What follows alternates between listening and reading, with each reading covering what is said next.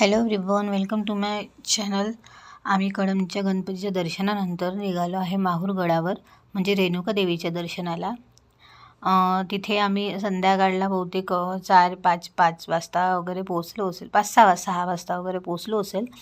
आणि तिचं आजूबाजूचं इतकं सुंदर असं वातावरण वाटत होतं. असं जास्त थंडी नाही, ऊन नाही, यामुळे इतकं सुंदर तिचं वातावरण झालेलं होतं. आणि म्हणजे असं रम्य असं वाटत होतं, तिचं निसर्ग खूप सुंदर असा वाटत होता. त्यानंतर आम्ही पोहोचलो आहे माहूरला. आणि आजूबाजूला शॉपमध्ये तुम्ही बघू शकता, खूप गर्दी होती.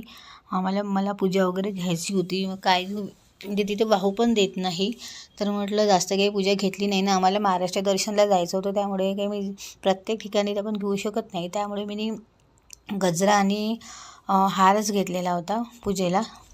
त्यानंतर आम्ही निघालो दर्शनाला. तरी आजूबाजूला खूप सुंदर सुंदर असे म्हणजे स्टार्टिंगपासनं ते एंडपर्यंत ज्या पायऱ्यांच्या खूप सुंदर सुंदर असे शॉप होते आणि खूप सुंदर असं वस्त्र वगैरे होते देवींचे. त्यानंतर तिचे पेढे खूप टेस्टी होते पण. आणि नंतर आम्ही माझ्या आईने काही चढणं होत नव्हतं, तिला हात पकडून न्यावं लागलं मग पायऱ्यापर्यंत. आणि नंतर दर्शन वगैरे घेतलं. तिथे व्हिडिओ काढणं अलाउड नव्हतं, त्यामुळे दर्शन वगैरे केलं आणि आम्ही खाली उतरायला सुरुवात केली. त्यानंतर रस्त्यामध्ये आम्हाला एका शॉपमध्ये कुंकू वगैरे खूप सुंदर सगळीकडेच होते, पण इथे पण खूप छान कुंकू होतं.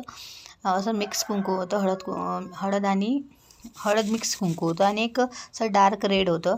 कुंकू वगैरे घेतलं आणि मुलांची पिकनिकसुद्धा तिथे आलेली होती प्रत्येक स्कूलच्या. त्यामुळे नंतर मग आम्ही दर्शन करून वगैरे नांदेडला निघालो गुरुद्वारामध्ये. तिथे आम्ही रात्रीला पोहोचलो. दर्शन तर रात्रीचं खूप सुंदर वाटत होते. तिथलं जे गुरुद्वारा आहे तो, तिथे आम्ही लंगर म्हणतात, तिथे लंगर वगैरे घेतलं. तिथे प्लेट्स बघू शकता किती सुंदर आहे. आणि हातामध्ये तिथे देतात, असं थालीमध्ये असं देत नाही ते लोक, हातामध्ये घ्यावं लागतं पोळी वगैरे. आणि तुम्ही बघू शकता खूप सुंदर वाटत होतं नांदेडचं ते गुरुद्वारा. आणि कसा वाटला हा माझा मिनी ब्लॉग नक्की सांगा आणि लाईक सबस्क्राईब नक्की करा. बाय, भेटू नेक्स्ट.